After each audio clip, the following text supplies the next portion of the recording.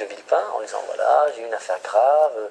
Peut-être que Dominique de Villepin lui dit si effectivement tu mènes des enquêtes, et ce que tu dis est vrai, enquête sur Sarko, ou bien Jean-Louis Gergorin s'étant fait renvoyer par Dominique de Villepin se dit il faut que j'arrive à appâter Villepin, je lui mets Sarkozy dans les pattes. Entre Gergorin et Lahoud, qui dit vrai?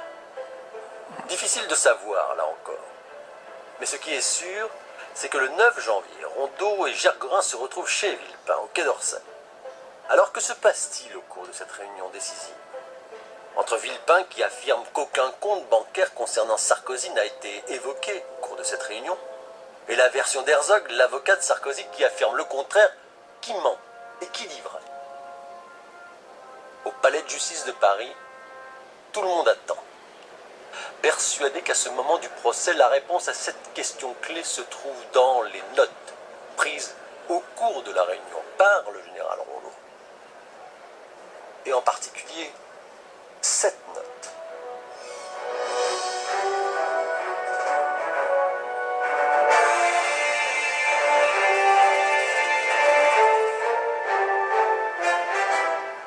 Ça, c'est des notes Rondeau, donc du général qui assiste. C'est le verbatim du 9 janvier.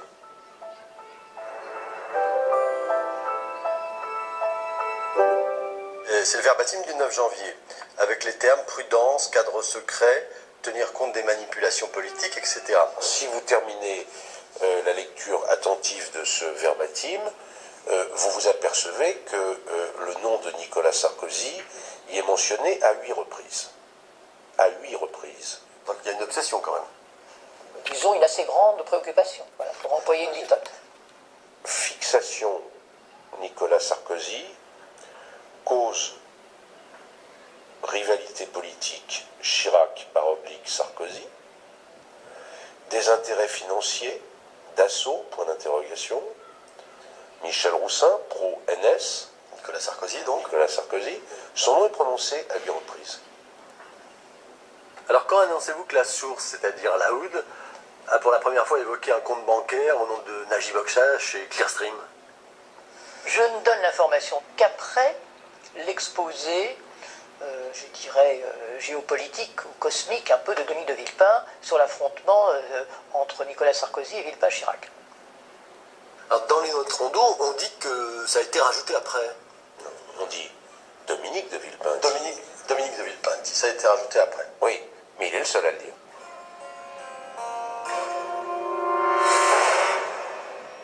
Les choses sont assez claires.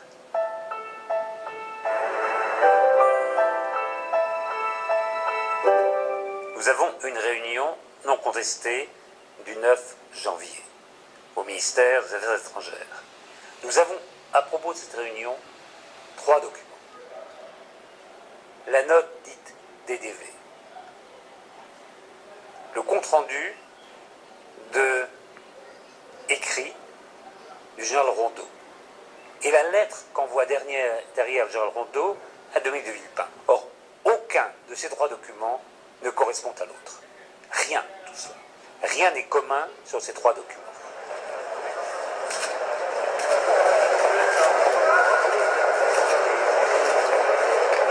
Ce général Rondeau, quand même, c'est un personnage qui est quand même assez curieux. Enfin, c'est quand même un espion, enfin. Oui, tout à fait. Et ce qui est curieux, c'est qu'un espion prenne des notes. Oui.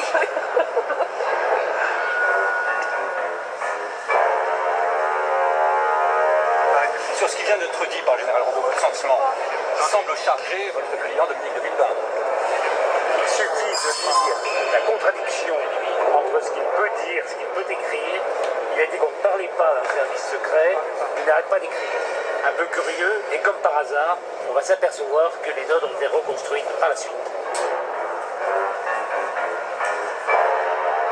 Entre les déclarations sous serment d'un général de l'armée française et les dénégations ou les mensonges d'un prévenu, eh bien, un prévenu comme les autres, comme je l'ai dit, je préfère les dépositions sous serment du général Rondeau.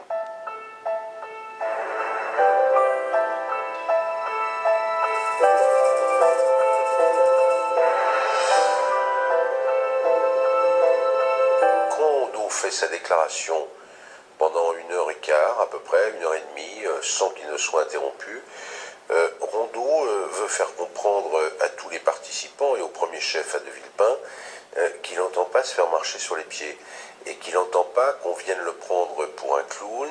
Donc il explique la réunion du 9, il précise qu'il n'a pas un QI de pétoncle, et qu'il n'est pas un serpent devant un joueur de flûte. Donc, pour la partie civile que je suis, il n'y a aucun doute possible. Dès le 9 janvier, Jean-Louis Gergorin a fait état de ce que, selon les informations qu'il possédait, Sarkozy aurait un compte chez Clearstream, un compte couplé sous le nom de Boxa, et on a poussé le raffinement à lui ouvrir non pas un compte, mais 2 comptes, avec ces 2 prénoms, Paul et Stéphane, c'est-à-dire sous son état civil complet. Alors si je vous comprends bien, cette réunion du 9 se résume à 2 choses essentielles. 1. Villepin donne ordre à Rondeau d'enquêter sur tous ceux qui sont sur les listings, à commencer par Sarkozy. Et puis 2, Rondeau comprend que cet ordre vient de Chirac. Non seulement il l'a compris, mais il l'a compris comme ça, puisqu'il écrit instruction du PR, il l'écrit le 9 janvier, et puis le général Rondeau, il est prudent. Le général Rondeau, il veut être sûr de savoir dans quelle voie il s'engage, et d'un seul coup, celui qui ne pourrait pas lui donner d'instructions, c'est-à-dire Dominique de Villepin, sans se prévaloir d'instructions présidentielles du chef des armées, du président Chirac, lui dit « vous allez agir, ou tu vas agir », puisqu'il se tutoie, sur instruction du président de la République qui m'a demandé de te missionner. À l'audition de Rondeau, vous verrez que je poserai la question à M. Rondeau. S'agissait-il d'instruction ou non?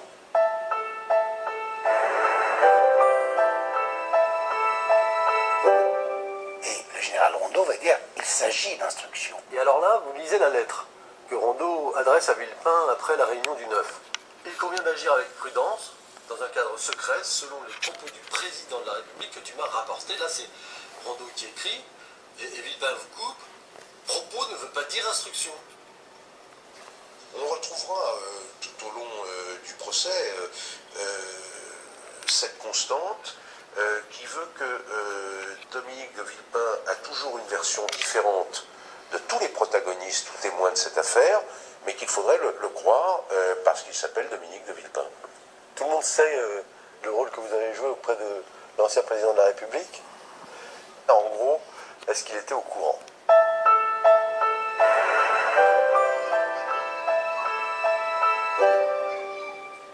Je n'imagine pas un seul instant que le président de la République ait pu être mêlé à cette affaire. J'ai pas dit mêlé, au courant. Quand je dis mêlé, je le dis au sens large, je dis même au courant. Autrement dit, vous pensez... De minimis non curat praetor, monsieur le comte.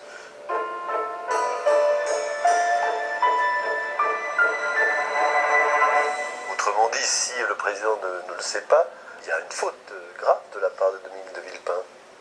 C'est les notes de Rondeau qui parlent d'instruction PR, etc.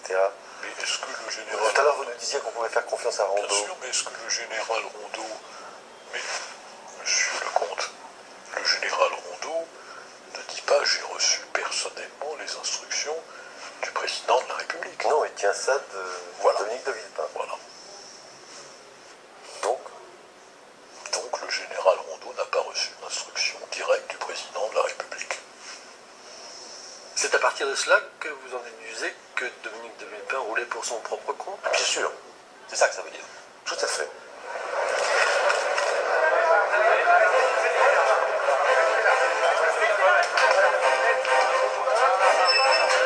Il y a eu des questions extrêmement déplacées de la part de certaines ou d'une certaine partie civile, voire de deux. Je ne pense pas qu'un avocat, fût-il celui du président de la République, ait des leçons de morale à donner à qui que ce soit. À qui que ce soit. Surtout lorsque ce même avocat se rendait souvent à l'Élysée, à l'époque, voir M. de Villepin.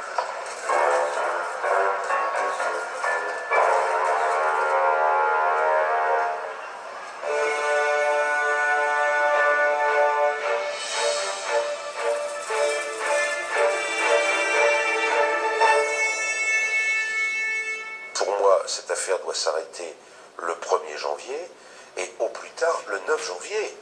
Vous vous rendez compte, vous êtes ministre des Affaires étrangères, mais vous saisissez la justice. Vous dites, mais moi, je vais immédiatement demander audience au président Chirac pour lui dire que nous sommes devant un système, s'il est avéré, si ces listings sont vrais, qui est un système frauduleux d'une ampleur exceptionnelle. C'est-à-dire que toute la classe politique est corrompue. Il faut immédiatement faire en sorte que la justice soit saisie. Or, que va-t-il se passer? Des réunions secrètes, une grande chape de silence de plomb. Et puis, pardon, comment se termine la réunion du 9 janvier? Interdire au général Rondeau, ou tenter de le faire, d'en parler à son ministre de tutelle, Madame Alliot-Marie, au prétexte que Patrick Ollier serait compromis dans des affaires avec la Syrie. Là aussi, c'est comme la mention du compte Patrick couplé Ollier, qui est le compagnon de MAM. MAM. Là, c'est comme le compte couplé Stéphane Boxa. Dominique de Villepin ira jusqu'à dire qu'il a non seulement jamais tenu ses propos, et que ces mentions ont dû être rajoutées. Cela n'a aucun sens.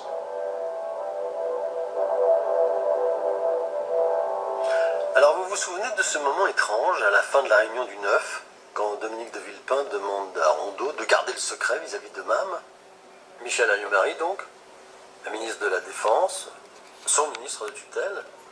Vous vous souvenez de ça?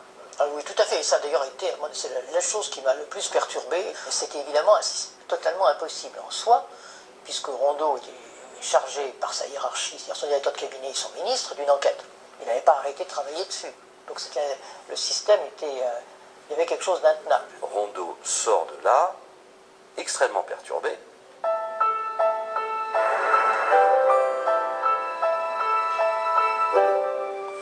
La preuve, c'est qu'il écrit tout de suite à Villepin pour confirmer l'entretien, en disant « J'ai noté que selon les instructions du président de la République, je dois enquêter dans un cadre secret, etc., sans en tenir informé le ministère de la Défense. » Bon. Et il est complètement schizophrène à partir de ce moment-là, puisqu'il est militaire, il doit enquêter, etc. Il me téléphone, il me dit « Je me débarque ou je suis débarqué », parce que Mme Alliot-Marie est furieuse quand elle a appris que Dominique de Villepin avait un lien direct avec son subordonné. Et si vous prenez ces notes et ces agendas, etc., pendant toute cette période, entre le 9 et le 31 janvier, vous vous rendez compte qu'il est complètement perdu. Il dit même je saute, je m'en vais, etc.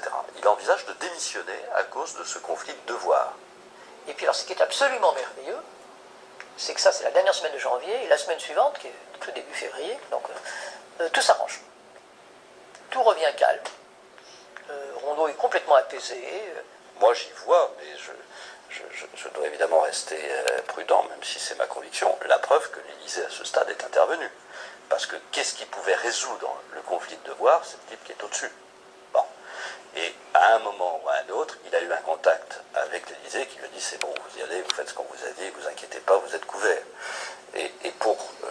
L'Élysée ou Villepin? L'Élysée. L'Élysée. Ah oui, parce que je pense que Villepin n'aurait pas suffi. Là. Oui.